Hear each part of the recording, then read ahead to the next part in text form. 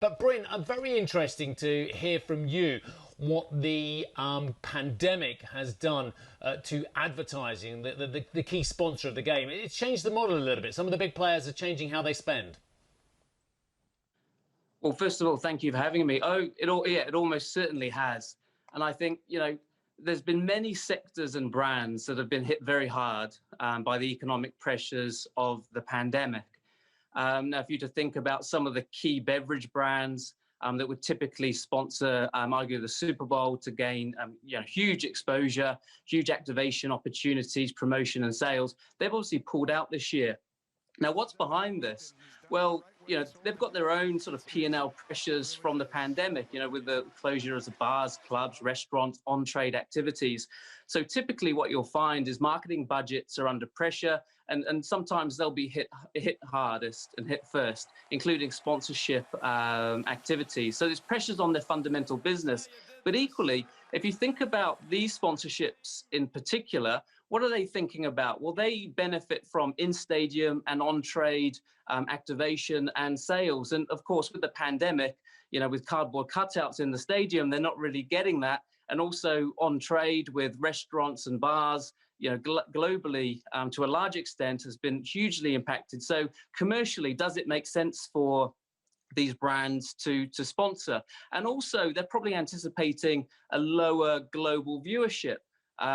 Taking a look at some of the other competitions like Stanley Cup, the NBA Finals saw significant sort of declines in global exposure. So commercially, it doesn't make sense. But to your point, when these guys pull out, there is a huge vacuum. And this vacuum can be filled by many brands that are looking to, take leverage and take the opportunity of the Super Bowl and what it offers up to still a really large global audience. And no surprises this year, some of the brands moving in are, the e-commerce or online retail brands in sectors that have done particularly well through the pandemic, with the onset of Macari and Fiverr that look to leverage the Super Bowl this year. Bryn, I'm really surprised at the reduced marketing budgets at this stage of the cycle. A lot of people think that we're on the cusp of a big recovery, a cusp of huge consumption spending when people can get out there as well. The Maurice Levis and Martin Sorrells of this world would have told these companies now is the time to invest heavily in your marketing as well. And the second point I'd raise with that in mind as well is most people haven't got anything else to do rather than watch telly and watch a lot more sport and what have you. So I'd have thought the home audience would have been quite huge.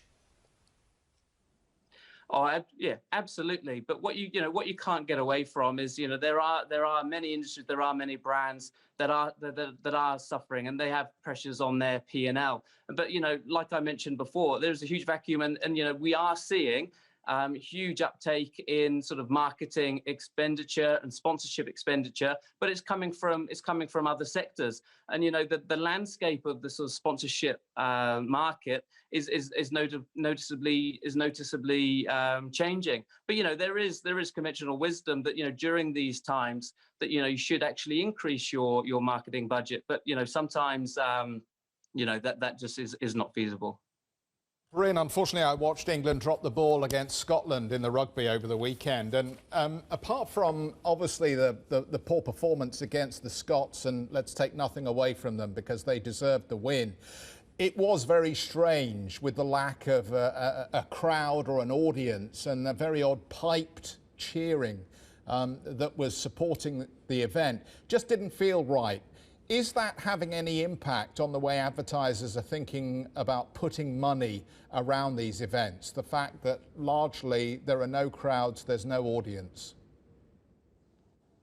Well, I think almost certainly it does have an impact because there is no product in the world or no asset in the world one could arguably argue like sports, like live sports. As you say, sport offers up these exciting moments, the goals, the tries, the saves.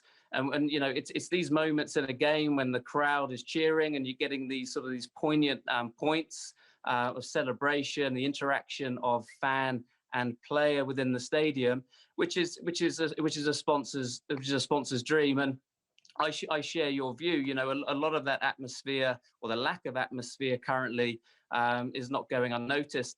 But so you're not getting those sort of moments in the game. But arguably, we're seeing from a lot of the research, sort of viewership numbers are on the decline. So even as fans to some extent are appreciating, they enjoy watching the game because of not only the game, the competition itself, but all of the sort of visceral impact that fans have on the game as well. And of course, sponsors keep a clear eye on viewership numbers, the excitement of the product. So we can all wait, and we all wait with vast anticipation for the day that we are able to safely return to the game.